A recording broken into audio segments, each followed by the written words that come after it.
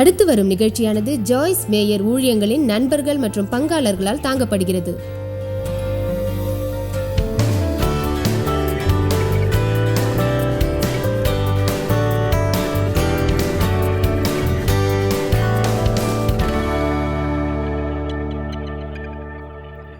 உலகில் 2 விதமான மனிதர்கள் உள்ளார்கள். சிலர் காரணத்தோடு காரியங்கள் செய்கிறார்கள், சிலர் செய்வதை வெளிப்படுத்துவது இல்லை.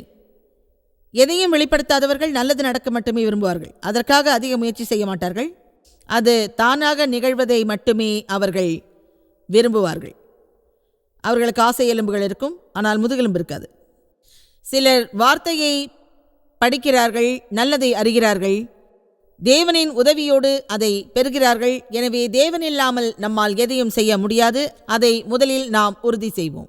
இன்னொரு விஷயத்தை நாம் நினைக்க வேண்டும். தேவன் எதையாவது நம்மிடம் செய்ய சொன்னால் அதற்கான ஆற்றலை அவர் நமக்கு தருகிறார். எனவே அவரை எப்போதும் நாம் சார்ந்து இருக்க வேண்டும். தேவனே, நீர் எனக்கு தேவை, நீர் எனக்கு தேவை, நீர் இல்லாமல் என்னால் எதுவும் செய்ய முடியாது. எனவே அவரை போற்றுவோம், அவரை மகிமைப்படுத்துவோம். அதன் பிறகு அவருடைய வல்லமையை நம்முடைய வாழ்வில் எப்போதும் வருவதை நாம் உணர்வோம். எனவே குணத்தை பற்றி பேசுவதென்று நான் தீர்மானித்துள்ளேன். ஏற்கனவே குணத்தின் வல்லமையை பற்றி நாம் பேசினோம். நாம் தாழ்ந்து நிற்காமல் உயர்ந்து நிமிர்ந்து நிற்பதை பற்றி பேசினோம். அதன் மூலம் வாழ்வில் நாம் முன்னேறலாம், சராசரிக்கும் கூடுதலாகவே நாம் வாழலாம். ஆனால் நாம் தலைகுனிந்து வாழ்ந்தால் நாம் சராசரிக்கும் குறைவாகத்தான் இருப்போம். அதனால் தேவன் விரும்புவதை விட குறைவாகவே நாம் பெறுவோம். எல்லோரும் நல்லபடியாக வாழவே விரும்புகிறார்கள். இந்த இடத்தில் எல்லோரும் நல்வாழ்க்கையை விரும்புகிறார்கள். ஆனால் அப்படிப்பட்ட நல்வாழ்க்கையை வாழ தேவையானதை அநேகம் பேர் செய்வதில்லை. எதையும் வெளிப்படுத்தாமல் இருந்தால் பிசாசு ஏமாற்றத்தை தான் நமக்கு தருவான். நம் உணர்வின்படி நாம் வாழ்ந்தால் அவை அப்படித்தான் நிகழும். எதையும் செய்வதற்கு முன்னால் நமது உணர்வுக்காக காத்திருக்கக்கூடாது, பிறர் செய்வதற்காகவும் நாம் காத்திருக்கக்கூடாது. இந்த உலகில் எல்லாவற்றையும் ஆராய்ந்துவிட்டு தங்களுக்கு சரி என்று தோன்றுவதை செய்யும் மக்கள் ஒரு சிலரே உள்ளனர். அப்படி செயல்படுவதில் அவர்கள் தனித்தன்மை உள்ளவர்களாக இருப்பார்கள். அநேக மக்களால் நாம் பாதிக்கப்பட்டு இருப்பதால் பிறர் செய்வதையே செய்கிறோம். மக்கள் உயரமான நீரோடையில் நீந்துவதையே தேவன் விரும்புகிறார். ஆனால் எல்லோரும் தாழ்வான நீரில் மிதக்கிறார்கள். நீரில் மிதப்பது சுலபம், ஆனால் எதிர்நீச்சல் போடுவது அவ்வளவு சுலபமல்ல. எனவே இந்த நேரத்து சேவையில் பொறுமையோடு இருப்பதை பற்றி நான் பேச உள்ளேன். நீங்கள் இங்கு 2வது சேவையில் இருக்க விரும்பினால் சுயநலமில்லாத குணத்தோடு இருப்பதை பற்றி நான் போதிப்பேன். ஏனென்றால் நாம் தலை நிமிர்ந்து வாழவே அழைக்கப்பட்டிருக்கிறோம். அதன் மூலம் நாம் வாழும் வாழ்க்கை மதிக்கத்தக்கதாக இருக்கும். பொறுமையாக இல்லாததை பற்றி 5 விஷயங்கள் உள்ளன. அநேக விஷயங்களில் நாம் பொறுமையை இழந்து விடுகிறோம். சிலவற்றில் மட்டும் பொறுமையை இழக்கிறார்கள், ஆனால் எல்லாவற்றிலும் அது நிகழ்வதில்லை. என் வாழ்க்கையில் பொறுமையின்மையை நான் வென்றுள்ளேன். நேர்மையாக சொன்னால் பொறுமை இல்லாமல் இருப்பதை நான் விரும்ப மாட்டேன். நான் ஒரு வலிமையான திடகாத்திரமான நபர். அதை எப்போதும் விரும்புகிறேன். ஒன்றை செய்ய சொன்னால் இப்போதே நீங்கள் செய்யுங்கள், முதலில் அதை செய்யுங்கள், அதை மீண்டும் நான் சொல்ல விரும்பாதீர்கள். ஆக அப்படித்தான் என் வாழ்க்கையை நான் தொடங்கியுள்ளேன். நான் இன்றும் அப்படி இருப்பதற்காக தேவனுக்கு நன்றி. அந்த குணத்தோடு நான் இருக்காவிட்டால் நான் வேறு கோணத்தில் போயிருப்பேன். என் போதனை என்று உங்களுக்கு தேவைப்படாவிட்டால் எனக்கு நானே போதித்துக் கொள்கிறேன். ஏனென்றால் நான் சொல்வதையே செய்வேன். ஆமென். நான் முதலில் ஊழியம் செய்த போது தேவனிடம் பொறுமை இல்லாமல் இருந்தேன். நான் செய்ய விரும்புவதை தேவன் எனக்கு சொல்லாத போது அப்படி நான் செயல்படுவேன். தேவன் தான் செய்வதாக தனது வார்த்தை மூலம் அறிவித்துள்ள சத்தியங்களை எல்லாம் நமது அட்டவணைப்படி அவர் செய்ய மாட்டார். தேவன் செய்யும் எல்லா காரியமும் அவருக்கு கடினமானது அல்ல. ஆனால் அதை அவர் செய்யாத போது நமக்கு ஏமாற்றமாக இருக்கும் என்பதுதான் உண்மை. அதை அவர் 5 வருடங்களுக்கு பிறகு செய்வதற்கு பதிலாக ஏன் 1 வருடத்தில் செய்யக்கூடாது? இதையெல்லாம் நான் மேற்கொள்ள வேண்டுமா என்று நீங்கள் நினைப்பீர்கள். ஒரு உண்மையை நாம் அறிய வேண்டும். நாம் எவ்வளவு வெறுப்படைந்தாலும் தேவனை நாம் அவசரப்படுத்த முடியாது. இப்போது நீங்கள் எதற்காக காத்திருந்தாலும் அதற்காக தொடர்ந்து காத்திருங்கள். ஏனென்றால் காத்திருப்பது நம் வாழ்க்கையின் ஒரு அங்கமாகும். நாம் காத்திருப்போம். சில மக்கள் மற்றவர்களை விட அதை சரியாக செய்கிறார்கள். எனவே அதை நீங்கள் சுலபமாக செய்யுங்கள். என் நேரம் உமது கரங்களில் உள்ளது. எனக்காக நீர் ஒரு திட்டம் வைத்திருப்பதை நான் அறிவேன். நீங்கள் தயாராக இல்லாவிட்டாலும் சரியான நேரத்தில் தேவன் உங்களுக்கு செய்வதை நரகத்தில் உள்ள எந்த பிசாசும் பூமியில் உள்ள எந்த மனிதனும் தடுக்க முடியாது. அநேக விஷயங்களை தேவன் நமக்காக வைத்துள்ளார். ஆனால் அதை நாம் பெறுவதற்கு அவர் நம்மை தயார்படுத்துவார். சில நேரங்களில் உங்கள் மனதில் ஒரு கனவு இருந்தால் அது உங்களுக்கு கடினமாக தோன்றும். ஓ நண்பர்களே, அதை நீங்கள் தெளிவாக பார்த்தால் தேவன் அதை உங்களுக்காக வைத்திருப்பதை அறிவீர்கள். அநேக நேரங்களில் நமக்கு புரியாத விஷயம் ஒன்று உள்ளது, ஆனால் அது சரியானதாகும். தேவன் உங்களுக்கானதை வைத்திருக்கிறார். அது அவரது விருப்பம். அவர் தான் வைத்திருப்பதற்காக இப்போது உங்களை தயார்படுத்துகிறார். எல்லோரும் நினைப்பது போல் எப்போதும் நம்மால் தயாராக இருக்க முடியாது. நாம் தயாராக இருப்பதாக நினைப்போம், ஆனால் அது எப்போதும் நடக்காது. மக்கள் பொறுமையை இழப்பார்கள். உங்களில் எவ்வளவு பேர் மற்றவரிடம் பொறுமையை இழந்து உள்ளீர்கள்?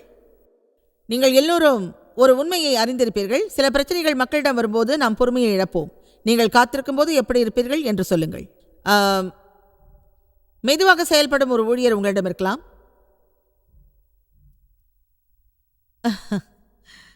அவர் புதியவராக இருக்கலாம். அவர் என்ன செய்வதென்று அறியாமல் இருப்பவராக இருக்கலாம். உங்களோடு உள்ள ஒருவர் விலைப்பட்டியல் இல்லாமல் 3 பொருட்களை வாங்கினால் நீங்கள் அந்த கடையில் உள்ள விலைப்பட்டியலை தேடுவீர்களா? எப்படியோ அந்த பொருளை அவர் வாங்கிவிட்டார். மெதுவாக செயல்படும் ஒரு ஊழியரால் 30 வருடங்களுக்கு முன்னால் ரட்சிப்பை இழந்த ஒருவரால் அப்படி செய்ய முடியுமா? ஆனால் என்னிடம் மகத்தான இயேசுவின் ஆசீர்வாதம் உள்ளது. கிறிஸ்தவ ஆபரணங்கள் உள்ளன. ஆனால் நான் மளிகை கடையில் இருக்கும்போது என்னுடைய 3 குழந்தைகள் என்னை பைத்தியமாக்கி விடுவார்கள். என்னிடம் ஒரு திட்டம் உள்ளது. தேவையான மளிகை பொருளை நான் வாங்குவேன், அவற்றை எடுத்துச் சென்று என் காரில் வைப்பேன், வீட்டுக்கு செல்வேன், அவற்றை ஓரிடத்தில் வைப்பேன், பிறகு வேறு எதையாவது செய்வேன். அதுதான் சரி. எனவே எதை பற்றியும் நான் கவலைப்பட மாட்டேன். நீங்களும் அப்படித்தானே? சரி. எனவே எதை பற்றியும் கவலைப்படாமல் எனக்கு தேவையானதை பெறுவதற்கு நான் ஜெபிப்பேன். நான் நிமிர்ந்து நிற்பேன். என் தேவனே, பிறகு என்ன நடக்கும் என்பதை நீ முன்கூட்டியே அறிவீர். தேவனே, நான் மிகவும் அவசரத்தில் உள்ளேன். இது விரைவாக நடக்க எமக்கு உம்னால் உதவ முடியுமா? மெதுவாக நிகழ்வது விரைவாக நடக்க வேண்டும் என்றும் அது தவறிவிடக்கூடாது என்றும் நான் விரும்புவேன். அது ஏன் என்று சொல்கிறேன். நான் ஏமாற்றத்தில் மறிப்பதாக இருந்தால் எப்போதோ நான் மறித்திருப்பேன். ஏனென்றால் அந்த அளவுக்கு நான் வெறுப்படைந்திருந்தேன். எதுவும் எனக்கு கிடைக்கவில்லை. தேவனே, நீர் எனக்கு என்ன செய்ய போகிறீர் என்று நான் கேட்பேன். அதன் பிறகு நான் சொல்வேன், உன்னை ஒழிப்பேன் சாத்தானே. இயேசுவின் நாமத்தில் உன்னை ஒழிப்பேன். என் மகிழ்ச்சியை உன்னால் பறிக்க முடியாது, என் சமாதானத்தை உன்னால் பறிக்க முடியாது என்று. முடிவில் அது கிடைத்தது. தேவன் என்னை பயன்படுத்தினார். அதற்கான காரணம் பொறுமை எனக்கு இருந்தது. கிரேக்க அகராதியில் அது பற்றி உள்ளது. அது சொல்கிறது, ஆவியின் கனியானது வழக்கோடுதான் வளரும் என்று.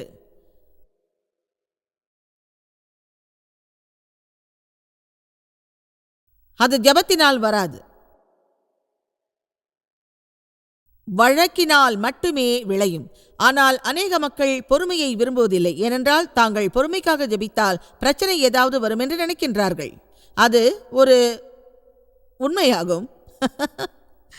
வேதம் சொல்கிறது, நீங்கள் தூய்மையாக இருந்தால் உங்களிடம் மிக தூய்மையான பொறுமை இருந்தால் அப்படிப்பட்ட மனிதருக்கு தூய்மை மற்றும் பொறுமை தவிர வேறு ஒன்றும் தேவைப்படாது என்று. நான் இதே வழியில் இருக்க விரும்புகிறேன். இதை தவிர வேறு எந்த வழியும் எனக்கு தேவைப்படாது. அதிலேயே இருந்து என்னால் மகிழ முடியும். மெதுவாக செயல்படும் ஒரு ஊழியரை ஊக்குவித்தேன். பிறகு எந்த ஊழியரையும் சேர்க்கவில்லை. என்னுடைய இன்னொரு அனுபவத்தை சொல்கிறேன். ஒரு நாள் கடையில் சில பொருட்களை வாங்க சென்றேன். அங்கே பணம் பெறுவதற்கு யாரும் இல்லை. அது முடிவில் என் பொறுமையை சோதித்தது என்பதுதான் உண்மை. ஒரு சிலரிடம் நீங்கள் ஏதோ ஒன்றை சொல்ல அதை அவர்கள் செய்யாமல் இருந்தால் நீங்கள் என்ன செய்வீர்கள்? அவர்களிடம் சொல்வீர்கள், மீண்டும் சொல்வீர்கள், மீண்டும் மீண்டும் சொல்வீர்கள். பிறகு நான் சொல்வது உனக்கு கேட்கிறதா, சொல்வதை கேட்கிறீர்களா என்பீர்கள். சிலரிடம் நீங்கள் ஏதோ ஒன்றை கேட்க அவர்கள் வேறு எதையாவது வாங்கி வந்தால் நீங்கள் என்ன செய்வீர்கள்? அப்போது நீங்கள் வெறுப்படைவீர்கள். பிறகு உங்களிடமிருந்து வார்த்தை வராது, உங்கள் முக பாவனை தான் கேள்வி கேட்கும். அது உனக்கு பிடிக்கவில்லையா? முகம் கேட்கும். எனவே நம் முகபாவனையால் என்ன சொல்கிறோம்? நீ ஒரு முட்டாள் என்று. அநேக நேரங்களில் நமது தவறான குணத்தால் நேர்மையாக உண்மையாக தங்களால் செய்ய முடிந்ததை செய்யும் மக்களை நாம் தவறாக நினைக்கிறோம். பிற மக்களிடம் எனக்கும் உங்களுக்கும் உள்ளது போல் ஈவும் பலமும் இல்லாததால் அவர்கள் மதிக்கத்தக்கவர்கள் அல்ல. நேர்மையாக சொன்னால் நமக்கு வெறுப்பை தரும் மக்களை தேவன் நம்மோடு இணைக்கிறார். அதற்கு காரணம் உண்டு. அதனால் உங்களோடு உள்ள மக்கள் யாரும் விலகி போக மாட்டார்கள். ஆனால் புதிதாக மேலும் சில மக்கள் உங்களோடு சேர்வார்கள். அந்த மாதிரியான விஷயங்களை நீங்கள் பயன்படுத்தி தேவன் நம்மிடம் உள்ள கடினமான விஷயங்களை எல்லாம் நம்மை விட்டு அகற்றுகின்றார். சிலரை நமக்காக பயன்படுத்துகிறார். எனவே எல்லாம் நமக்கு தெரியும் என்று நாம் நினைக்கக்கூடாது. பிறர் நம்மை தொந்தரவு செய்வதாக நாம் கருதினால் அவர்கள் நம்மை பற்றி என்ன நினைக்கிறார்கள் என்ற உண்மையை முதலில் அறிய வேண்டும்.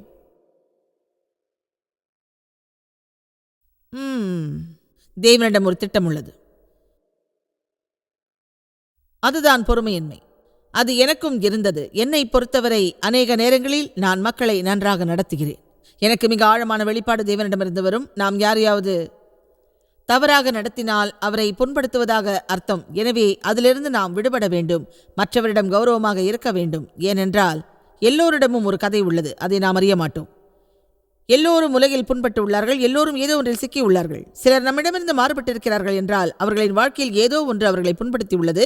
அதனால் அவர்கள் பாதிக்கப்பட்டு உள்ளார்கள் என்று நாம் அறிந்து கொள்ள வேண்டும். நாம் இயேசுவுடைய பிரதிநிதியாக இருந்தால் பிறரோடு பொறுமையாக இருக்கும் குணத்தை நாம் வளர்க்க வேண்டும்.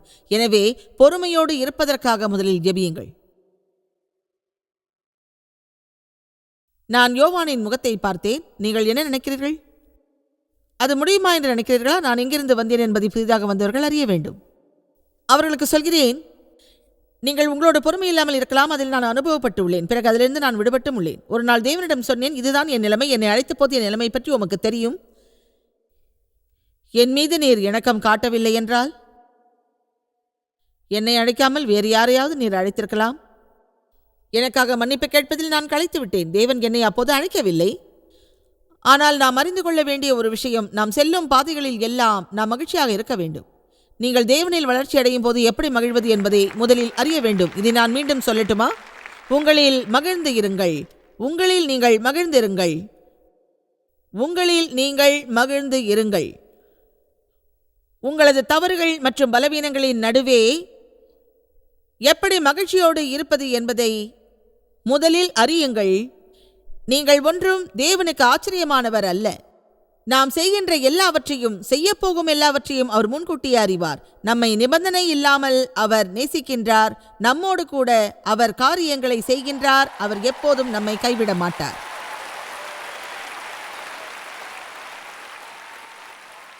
உங்களோடு நீங்கள் பொறுமையாக இருங்கள். அதன் பிறகு நீங்கள் மேற்கொள்ளும் எல்லா விஷயங்களிலும் பொறுமையாக இருங்கள். அதில் நான் நன்றாக உள்ளேன். இதை வாங்கலாமா? இதில் பிரச்சனை உள்ளது. இதை மொத்தமாக பேக் செய்வதில் பிரச்சனை உள்ளது. எனவே எனக்காக ஜெபியுங்கள். என்னை பொறுத்தவரை பேக் செய்வதில் நான் ரட்சிப்பை இழந்துவிட்டேன். என்னிடம் ஒரு பாட்டில் ஐ டிராப்ஸ் உள்ளது. அதை காலையில் வெளியே எடுத்தேன். எரியும், இது வேண்டாம் என்று தூக்கி எறிந்தேன்.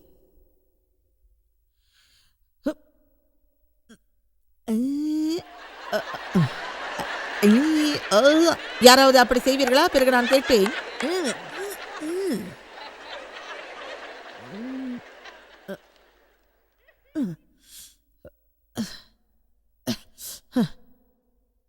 உங்கள் பிரச்சனை என்ன? உங்களுக்கு பிறர் எதையோ விற்றுவிட்டு நீங்கள் அதை பயன்படுத்த வேண்டும் என்று அவர்கள் நினைக்கின்றார்களா?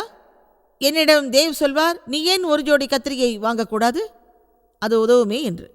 எனக்கு அதற்கு பொறுமை தேவைப்படும். எனது ரூமிற்கு நான் செல்ல வேண்டும், அதை கையில் எடுக்க வேண்டும், பிறகு அதை நான் பயன்படுத்த வேண்டும். அது எனக்கு பிடிக்காது. மவுத் வாஷுக்கு நான் செல்வேன். ஓ மை காட், இது தேவையா? அதற்கான காரணம் என்னிடம் உண்டு. ஏதாவது ஒரு பொருளை எடுப்பேன், ஆனால் அது வேலை செய்யாது. இந்த வருடம் பேக்கேஜ் என் லட்சியம். ஒரு சில நேரங்களில் எதையாவது பேக் செய்வதில் எனக்கு குழப்பம் வரும். நம்மை தொந்தரவு செய்யும் வரை அதிலிருந்து விடுபடுவதற்கு நாம் விரும்ப மாட்டோம். பிறகு ஏதாவது ஒன்றை நான் மீண்டும் மீண்டும் மீண்டும் செய்து கொண்டே இருப்போம். பிறகு அதற்காக நாம் ஏங்குவோம். அதை பற்றி நினைக்க மாட்டோம். இப்போது மெதுவாக செயல்படுபவர்களை பார்த்து நான் இப்படி நினைப்பேன், பிசாசே, இந்த முறை அவர்களிடம் அதை எதிர்பார்க்காதே, நான் சமாதானத்தோடு இருக்கிறேன். ஆஹா, ஆனால் பேக்கேஜ் செய்ய நான் பழக வேண்டும்.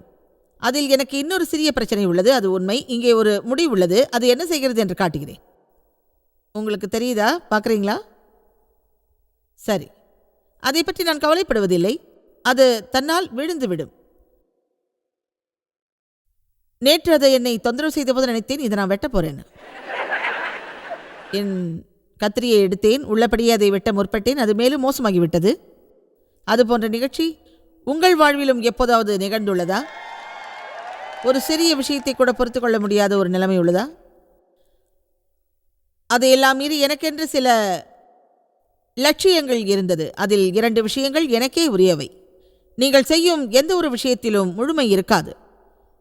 ஏனென்றால் மனரீதியாக அடுத்ததற்கு நீங்கள் தயாராக இருப்பீர்கள்.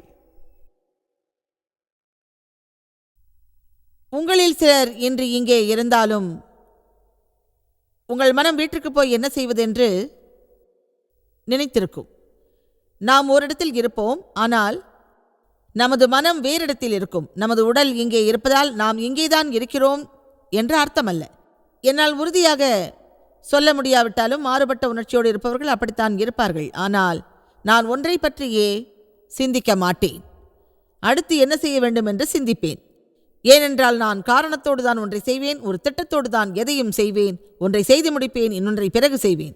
நான் காரில் செல்லும் போதும், என் வீட்டுக்கு அருகில் செல்லும் போதும், என் சீட் பெல்ட்டை கழற்றும் போதும் வேகமான ஒரு மனநிலையோடு இருப்பேன். சமீபத்தில் என்னுடைய மகள் என்னை பார்த்து என்ன சொன்னாள் என்பதை அப்படியே உங்களுக்கு சொல்லி காட்டுகிறேன். அம்மா, நீங்கள் இறங்குவதற்கு முன்பாக நான் காரை பார்க் செய்யலாமா? பிறகு காரை அங்கு பார்க் செய்தோம். நான் காரிலிருந்து இறங்கினேன். கடையில் வாங்கிய பொருட்களை எல்லாம் எடுத்தேன். ஆனால் தேவ் அவர் வாங்கிய பொருட்களை அப்போது மடக்கி கொண்டிருப்பார். நான் சொல்வேன், நீங்கள் காரிலிருந்து வெளியே வர இவ்வளவு நேரமா? இன்னும் என்ன செய்கிறீர்கள் என்று. சுறுசுறுப்பானவர்கள் எவ்வளவு பேர் இங்கு இருக்கிறீர்கள்? சரி, உங்களில் எவ்வளவு பேர் சுலபமாகவும் மெதுவாகவும் செயல்பட்டு வேகமாக உள்ளவர்களை களைப்படைய செய்வீர்கள்? ஒரு விஷயம் உறுதியாக சொல்வேன், ஒரு வேகமானவர் மெதுவானவரை மணமுடிப்பார். அதற்கு மாறாக மெதுவானவர் ஒரு வேகமானவரை மணமுடிப்பார். உண்மைதானே? அப்போது அவர்கள் நினைப்பார்கள், நாங்கள் என்ன வேடிக்கையா காட்டுகிறோம்? இந்த 47 வயசுல இப்படி இருக்கோம் தெரியுமா? இது எங்களுக்கு தேவையா? ஆதியாகமத்திலிருந்து ஒரு உதாரணம் சொல்கிறேன். ஒரு ஆண் தன்னுடைய தாயையும் தன்னுடைய தந்தையையும் விட்டு விலகி தன் மனைவியோடு வாழ்கிறான். அந்த இருவரும் ஒன்றாகிவிட்டனர். அது கேட்பதற்கு அருமையாக இல்லையா?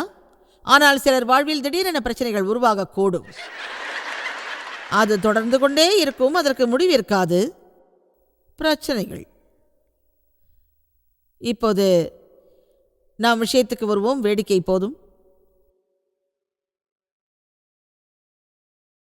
முதலாவதாக, உங்களுக்கு தேவனிடம் பொறுமை இல்லை என்றால், எனக்கும் தேவனிடம் பொறுமை இல்லை என்றால், அது மாம்சத்தின் கிரியை. அது நம்மை பற்றி கொள்ளும் என்று வேதம் சொல்கிறது. பொதுவாக மாம்சத்தின் கிரியையானது தேவனுக்காக நம்மை காத்திருக்க விடாமல் நம் விருப்பத்தை முற்றிலுமாக மாற்றிவிடும். தேவனை மீறி நாம் செல்வதால் நம் வாழ்க்கையில் கேலிக்குரிய குழப்பங்கள் பலவும் நிகழும் என்பது உண்மை. அதை ஆதியாகமத்தில் பார்க்கலாம். அந்த கதை முழுவதையும் உங்களுக்கு நான் சொல்லப்போவதில்லை. ஆனால் தேவன் ஆபிரகாமுக்கும் சாராளுக்கும் ஒரு பிள்ளை பிறக்கப் போகிறது என்று சொன்னார். ஆனால் பிள்ளை பிறக்கவில்லை. பிள்ளை பிறக்கவில்லை, பிள்ளை பிறக்கவில்லை, பிள்ளை பிறக்கவில்லை. அவர்கள் காத்திருந்து களைத்து போனார்கள். சாராளுக்கு ஒரு நல்ல யோசனை தோன்றியது. பெண்களே, உங்களுக்கு நல்ல யோசனை தோன்றியுள்ளதா? நல்லது. எனக்கு எப்போதுமே நல்ல யோசனைகள் தான் தோன்றும். அது அப்படி இருக்குமென்றால் நீ முன்னேறி செல்கிறாய். ஏனென்றால் தேவன் என்ன செய்ய சொன்னார் என்பது உனக்கு தெரியும். உங்கள் கணவர் காப்பாற்றப்படாதவராக இருக்கலாம். நீங்கள் ஒரு மோசமான குணமுள்ளவரை மனம் முடித்திருக்கலாம். குணத்தை பற்றிய எனது 5 புத்தகங்களை நீங்கள் வாங்குவதென்று முடிவு செய்திருக்கலாம். அதை நீங்கள் திறந்து பார்ப்பீர்கள். உங்கள் வீட்டில் அதை வைப்பீர்கள். ஏனென்றால் அந்த நேரத்தில் அதை எப்படி கையாள்வது என்ற எண்ணம் மட்டுமே உங்களிடம் இருக்கும். தேவனிடமிருந்து ஆசீர்வாதம் வராமல் எதுவும் நிகழாது என்று எத்தனை பேர் அறிந்திருப்பீர்கள்? அவர்தான் எல்லாவற்றையும் எழுதுபவர், அவரை முடிப்பவர். பல ஆண்டுகளுக்கு முன் அவர் என்னிடம் சொன்னார், எதையும் தொடங்காத பட்சத்தில் முடிப்பது என் வழக்கமல்ல. நீங்கள் எதையாவது தொடங்கினால் அது உங்கள் குழந்தை. எனவே தேவனுடைய விருப்பம் எப்படி செயல்படுவது என்று நாம் அறிய வேண்டும். ஆக அது மாம்சத்தின் இச்சைப்படி இருக்கக்கூடாது. அதில் எப்படி மாற்றத்தை அறிவது என்று கேட்கலாம். அதாவது நமக்கு நிகழ்வதெல்லாம் மாம்சத்தின் வேலை அல்ல. நடக்காத ஒன்று நடப்பதற்காக அது நம்மை தூண்டும். ஆனால் அது ஏன் நடக்கவில்லை என்று நமக்கும் புரியாது. நமக்கு அது இப்படி தோன்றும், தேவனே, எனக்கு தெரிந்துவிட்டே நான் செய்துவிட்டேன், ஆனால் அது ஏன் நடக்கவில்லை என்று எனக்கு புரியவில்லை. அது ஏன் நடக்கவில்லை, எனக்கு ஒன்றும் புரியவில்லை. பிறகு தேவன் திருப்தி அடையாததை நினைத்து நாம் வருத்தப்படுவோம். தேவனை ஈர்ப்பதற்காக தரையில் கூட விழுவோம். நான் கைவிடப்பட்டேன், நீர் என்னை கைவிட்டு விட்டீர், நான் என்ன செய்ய நீர் விரும்புகிறீர் என்று கேட்போம். இப்படி ஏதாவது ஒன்று உங்களுக்கு நடந்துள்ளதா? அதில் உண்மை என்னவென்றால், நாம் விசுவாசிப்பதை தவிர வேறு எதுவும் செய்ய தேவன் விரும்புவதில்லை. பிறகு தேவனிடமிருந்து நமக்கு உத்தரவு வரும். நாம் செய்ய வேண்டியதை தேவன் சொல்வார், அதை நாம் செய்ய வேண்டும். எனவே மாம்சத்தின் கிரியையிலிருந்து நாம் விலகி இருக்க வேண்டும். மாம்சத்தின் கிரியையிலிருந்து விலகி இல்லாமல் இருந்ததால் மாம்ச கிரியையால் நான் பெரிதும் பாதிக்கப்பட்டுள்ளேன். என் ஊழியத்தில் அது இடையூறு செய்தது, என் கணவரை அது பாதித்தது, என் குழந்தைகளை பாதித்தது, என்னையும் அது பாதித்தது. அது எதையும் முயற்சி செய்ய அனுமதிக்காது. உண்மையை சொன்னால், ஏமாற்றத்தின் காரணமாக யாராவது இறப்பதாக இருந்தால் அது நானாகத்தான் இருக்கும். ஏமாற்றம் மாம்சத்தின் கிரியைக்கு நிகரானது என்பதை முடிவில் நான் உணர்ந்தேன். உங்களுக்கு எப்போதும் ஏமாற்றம் வரலாம். நீங்களோ நானோ எப்போதும் ஏமாற்றத்தை உணரலாம். அதற்கு காரணம், தேவனால் நிகழக்கூடியதை மட்டுமே நாம் எப்போதும் நிறைவேற்ற விரும்புவோம். சொல்வது புரிகிறதா? அதை நீங்கள் எழுதி வைப்பது நல்லது. என் வீட்டில் நீண்ட நாள் அதை வைத்திருந்தேன். ஏமாற்றம் மாம்ச கிரியைக்கு நிகரானது. அதை கண்ணாடியில் ஒட்டி வைத்திருந்தேன், குளிர்சாதன பெட்டியில் ஒட்டி வைத்திருந்தேன். ஏனென்றால் அதில் நான் வெறுப்படைந்திருந்தேன். என் திட்டம் எதுவும் நடக்கவில்லை. நான் ஒரு மாறுபட்ட நபராக இருந்தேன். பிறகு ஒரு வழியாக அதிலிருந்து நான் விடுபட்டேன். ஆனால் உங்களில் சிலர் அதில் விடுபடாமல் இருக்கலாம். நீங்கள் அதில் இன்னும் நீடிக்கலாம். தேவனால் அகற்ற முடிந்தவற்றை நீங்கள் அகற்ற முயற்சி செய்து அதில் ஏமாற்றம் அடைந்திருக்கலாம். மக்களை நீங்கள் மாற்ற முயற்சித்திருக்கலாம். ஆனால் தேவனால் மட்டுமே அப்படி மாற்ற முடியும். உங்களிடம் ஒன்று சொல்கிறேன், நீங்கள் உங்கள் உறவினர் ஒருவரை தேவனை நேசிக்கும்படி செய்யலாம். அவர்களுக்குள்ள விருப்பத்தை பற்றி நான் கவலைப்படவில்லை. ஆனால் அதில் அவர்களுக்கு விருப்பமில்லை என்றால் அவர்கள் ஏதோ ஒன்றால் பாதிக்கப்படுவார்கள், வாழ்க்கையை அழித்து மகிழ்ச்சியை இழப்பார்கள். எனவே அவர்களுக்காக நீங்கள் ஜெபியுங்கள். ஆம், அவர்களுக்காக நீங்கள் ஜெபியுங்கள்.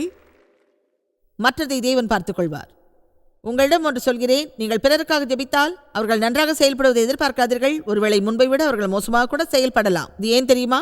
ஏனென்றால் நீங்கள் மற்றவருக்காக ஜெபித்தால் தேவன் அவர்களை கையாள்வார். தேவன் நம்மை கையாளும் போது நாம் ஒத்துழைக்கவில்லை என்றால் நாம் நல்லதை கைவிட்டு மிக மோசமாக செயல்படுவோம்.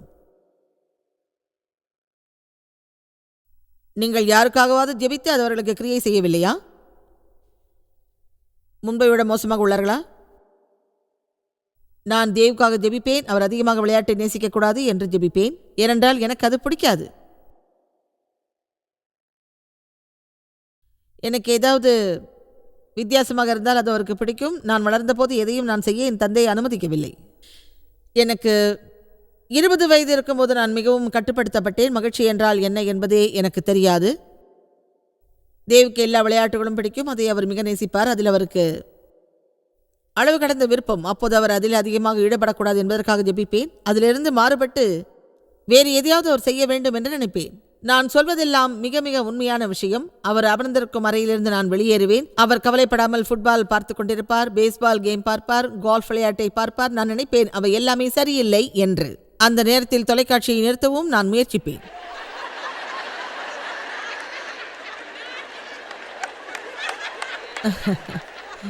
நீங்கள் முயற்சிப்பது நடக்கவில்லை என்று உங்களில் யாருக்காவது வெளிப்பாடு வந்துள்ளதா? அது நடக்கவில்லை என்றால் வெக்கேஷனுக்காக லீவு போட்டுவிட்டு நாம் வெளியே செல்லலாம்.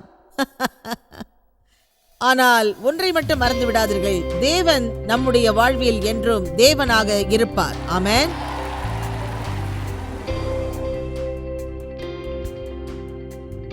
இயேசு கிறிஸ்துவின் விசுவாசிகள் என்ற முறையில் நமது ஆவியின் கனிகள் நமக்கு இருக்கும். அதை ஒரு விதை போல் தேவன் விதைத்துள்ளார். அதை நாம் மேம்படுத்த வேண்டும். தேவனும் அதையே விரும்புகிறார். நாம் நமது பொறுமையில் வலிமையாக இருப்பதையே அவர் விரும்புகிறார். எனவே அதற்கான வாய்ப்பு வரும்போது அதை நாம் பயன்படுத்த வேண்டும். தேவன் அவரது நேரத்திற்காக நாம் காத்திருப்பதையே விரும்புகின்றார். அதை இப்போதே நாம் விரும்ப வேண்டும் என்றும் அவர் எதிர்பார்க்கிறார். எல்லாவற்றிலும் விசுவாசிக்க அவர் விரும்புகிறார். நம் வாழ்வில் ஒவ்வொரு தருணத்திலும் நாம் மகிழ்ந்திருப்பதையே அவர் விரும்புகிறார். நாம் எப்போதும் குழப்பத்தோடு இருந்தால் அது நிச்சயமாக நடக்கப் போவதில்லை. ஏனென்றால் நாம் நினைப்பதற்கும் விரைவாக காரியங்கள் நடைபெறுகிறது. இந்த ஊழியத்தை உலகமெங்கும் சாத்தியமாக்கும் நண்பர்களுக்கும் பங்காளர்களுக்கும் எங்களது நன்றியையும் பாராட்டுகளையும் தெரிவிக்கிறோம். ஒன்றாய் இணைந்து நாம் பசி உழவுகளை போஷித்து உடைகளை கொடுத்து தேசங்களுக்கு சுவிசேஷத்தை சொல்லி வருகிறோம். எங்களை தொடர்பு கொண்டு www.jmumindia.org உங்கள் ஜெபத் தேவைகள் மற்றும் எங்களின் வெளியீடுகள் பற்றி அறிந்து ஜாய்ஸ் அவர்கள் நிகழ்ச்சிகளை அறிந்து எங்களோடு இணைந்து தேவ அன்பை உலகிற்கு பரவச் செய்யுங்கள்.